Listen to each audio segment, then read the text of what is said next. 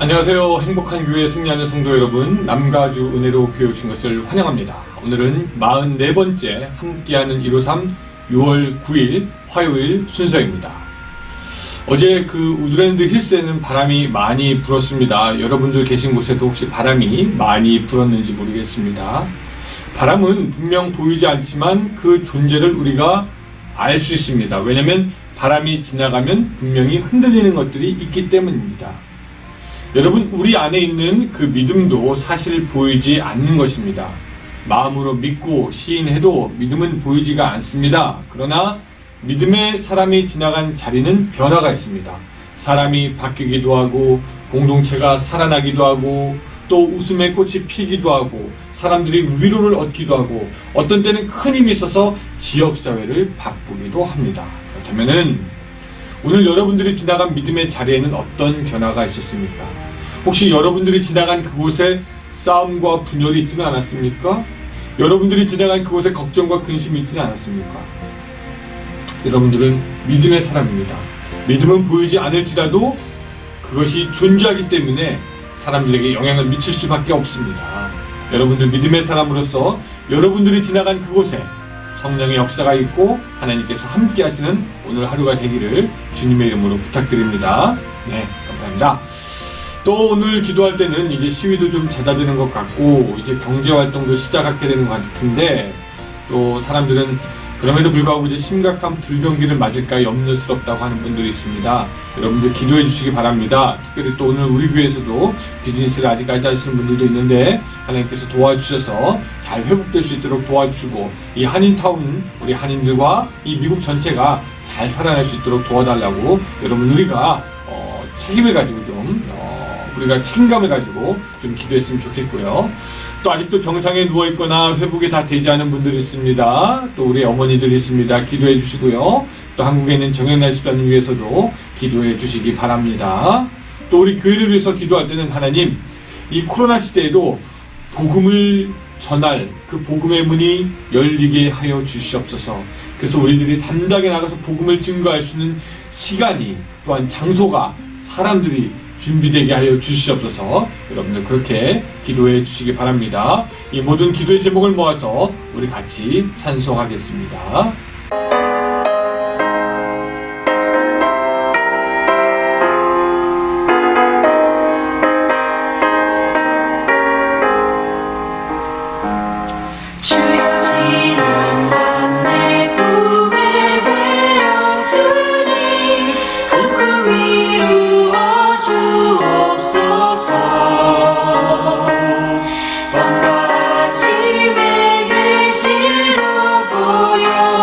주옵소서.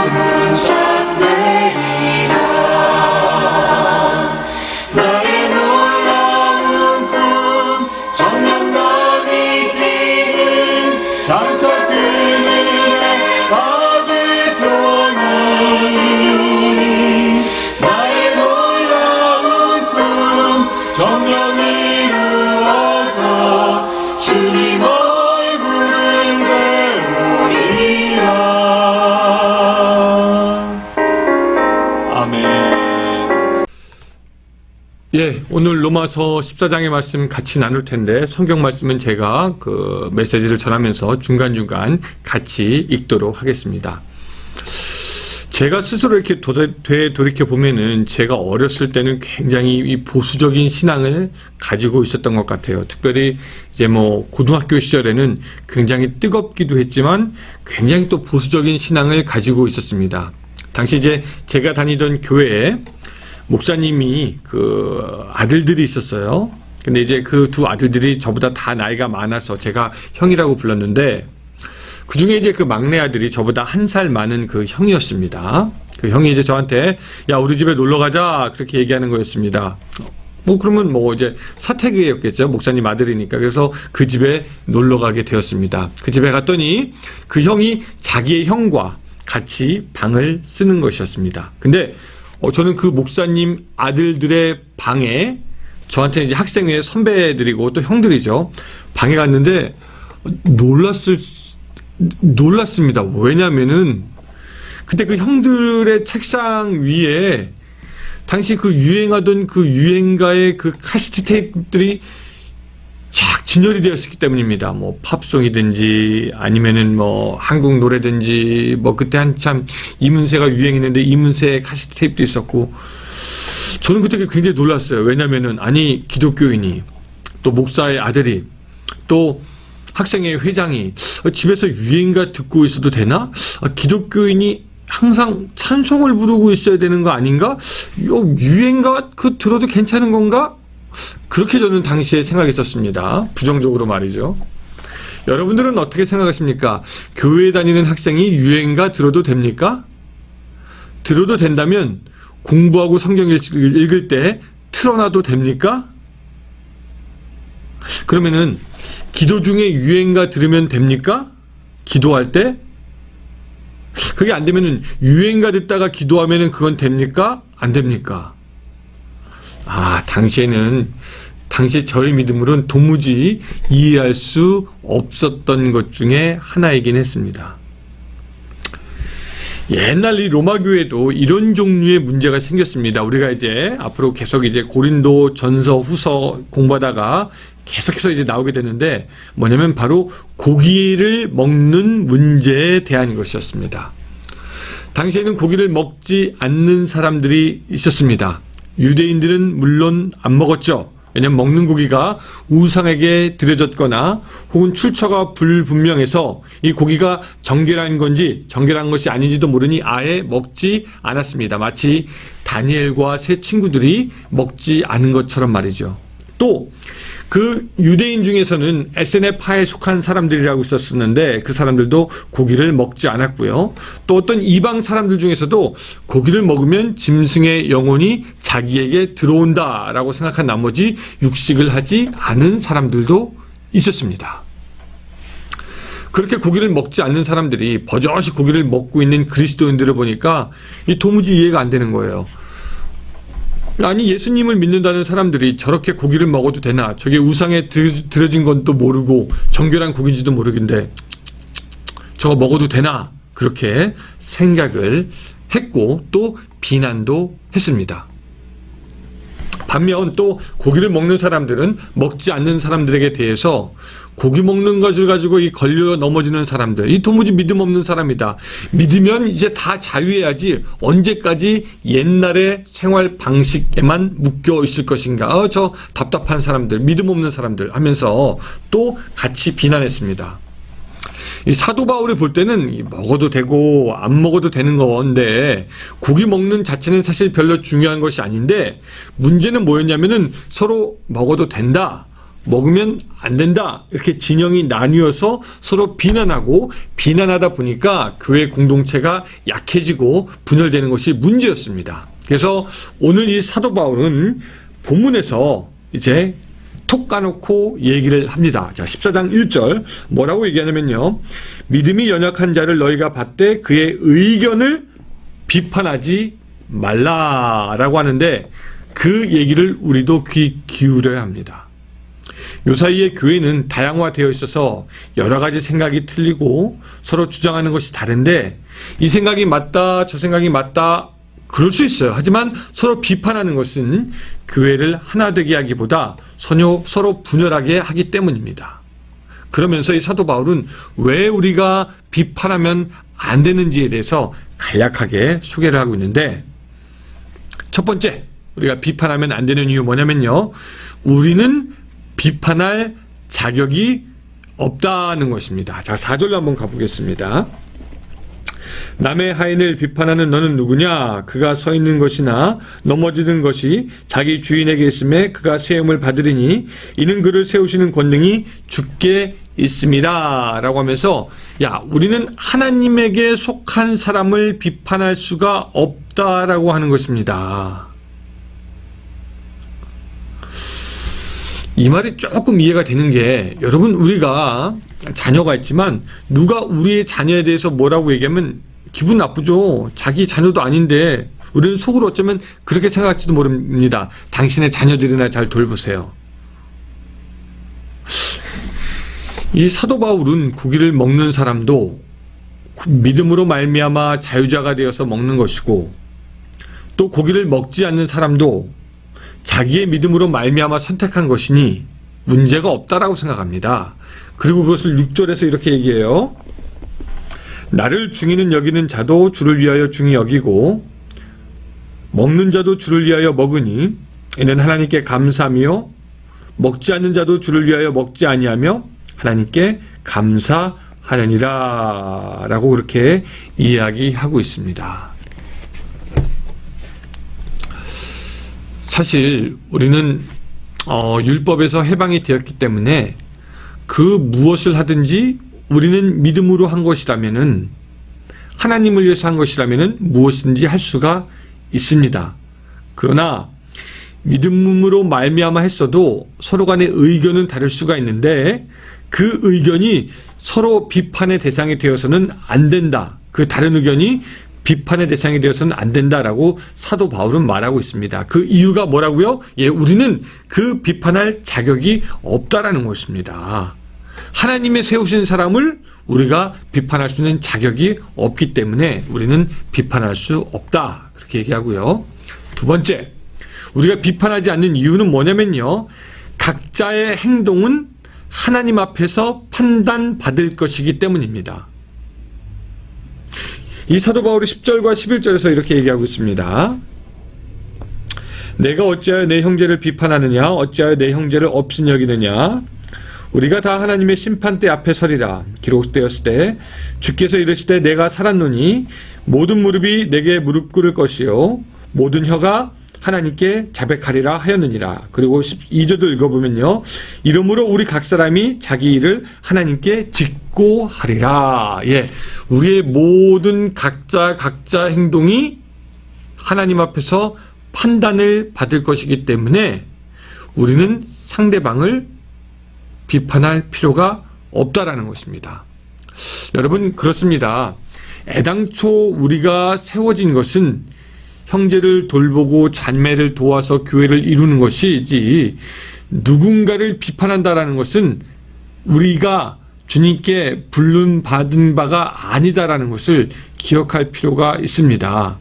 서로를 세우는 믿음의 도우미로 부름을 받은 우리들이 이 재판하는 자가 되어서 서로를 비판한다면 그것은 우리를 부르신 하나님의 뜻에 맞지 않는다. 그래서 그저 우리는 우리의 할 일에 충성하고 하나님 앞에서 모든 사람은 그냥 자기 한 행동에 대해서 자박하게 될 것을 우리는 기다리면 된다라고 오늘 사도 바울은 말씀하고 있습니다. 세 번째, 사도 바울은 이렇게 말씀합니다. 비판을 넘어설 뿐만 아니라 이제는 서로에게 거치는 것을 하지 말라고 우리에게 말씀하십니다. 이것이 13절, 15절, 21절입니다. 자, 13절. 자, 같이 한번 읽어볼까요? 그런즉 우리가 다시는 서로 비판하지 말고 도리어 부딪힐 것이나 거칠 것을 형제 앞에 두지 아니하도록 주의하라 라고 말씀하고요. 15절. 만일 음식으로 말미암아 내 형제가 근심하게 되면 이는 내가 사랑으로 행하지 아니함이라. 그리스도께서 대신하여 죽으신 형제를 내 음식으로 망하게 하지 말라라고 말씀하고 있고요. 또 21절 더 설명하고 있습니다. 고기도 먹지 아니하고 포도주도 마시지 아니하고 무엇이든지 내 형제로 거리끼게 하는 일을 아니함이 아름다우니라. 이거를 간단하게 설명하면 이런 것입니다. 우리는 고기도 먹고 포도주도 먹을 수 있지만 우리가 고기 먹고 포도주를 먹는 것으로 인해서 혹 시험에 든 사람이 있다면은 그것을 아예 안 하는 것이 성숙한 그리스도인의 자세라고 하는 것입니다. 즉 우리의 자유가 다른 형제자매로 인해 제한이 되는 것을 우리가 감안하고 참을 수 있어야 한다는 것입니다. 내가 포도주를 먹는다, 내가 술을 먹는다, 그것으로 인하여서 누군가가 시험에 들 것 같다면 그것을 삼가하는 것이 성숙한 신앙인의 모습이다라는 것이죠. 이 이야기가 나오면 이 목사들 세계에서는 항상 따라오는 이야기가 있습니다. 목사가 골프를 쳐도 좋은가? 치면 안 되는가? 얼마든지 해도 되지만 제 개인적인 생각에는 교회 성도 중에 혹 그것으로 인해서 시험에 들 만한 사람이 있다면은 안 하는 것이 바람직할 수도 있고요. 또 여러분들이 무엇이든지 교인들 앞에서 다 할 수 있습니다. 우리는 믿음의 자유자이기 때문에. 그러나 그것으로 인해서 여러분들도 보다 믿음이 낮은 자가 시험에 들거나 혹은 그것으로 인해서 걸리는 사람이 있다면은 그것을 아예 안 하는 것이 올바른 그리스도인의 삶의 스탠다드가 된다라는 것입니다. 우리가 이제 언제 다시 모여서 예배드릴지 모르겠지만 다시 우리가 모였을 때는 좀 성숙한 모습으로 같이 모였으면 좋겠습니다. 근데 그날을 위해서 오늘 우리 사도 바울 선생님이 우리에게 말하는 것을 우리가 기억하고 좀 실천했으면 좋겠습니다. 먼저 집에서 서로 비난하지 않고 비판하지 않고 격려하고 덕을 세우는 모습으로 가정에서 이런 연습들이 계속 되어졌으면 좋겠습니다. 그리고 결과적으로는 자 우리 18절 마지막으로 읽어봅니다. 이로써 그리스도를 섬기는 자는 하나님을 기쁘시게 하며 사람에게도 칭찬을 받느니라.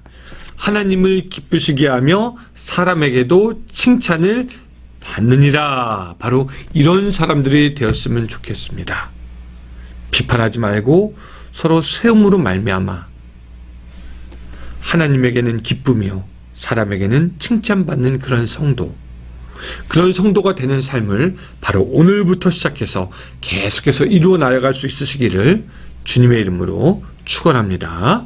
기도하겠습니다. 하나님, 우리가 살면서 때로 우리와 의견이 틀린 사람들을 비판하고 비난할 때가 있었음을 고백합니다. 하지만 하나님 아버지, 오늘부터는 그런 비난과 비판을 멈출 수 있도록 주여 도와주시옵소서. 오직 우리가 성도를 살리고 형제를 돕고 자매를 세우는 사람으로서의 삶을 살아갈 수 있도록 주여 도와주시고, 우리가 섣불리 제사장 자리에, 재판관 자리에 앉는 그런 어리석음을 범하지 않도록 주여 도와주시옵소서. 하나님, 그래서 우리가 이런 성숙한 모습으로 말미암아 하나님을 기쁘시게 하고 또한 사람에게 칭찬받는 그런 우리 성도가 될 수 있도록 주여 도와주시옵소서. 예수님의 이름으로 기도드리옵나이다. 아멘. 예, 또 우리 30분 동안 계속해서 기도하며 하나님께 나가겠습니다. 오늘도 승리하는 하루 되시기 바랍니다.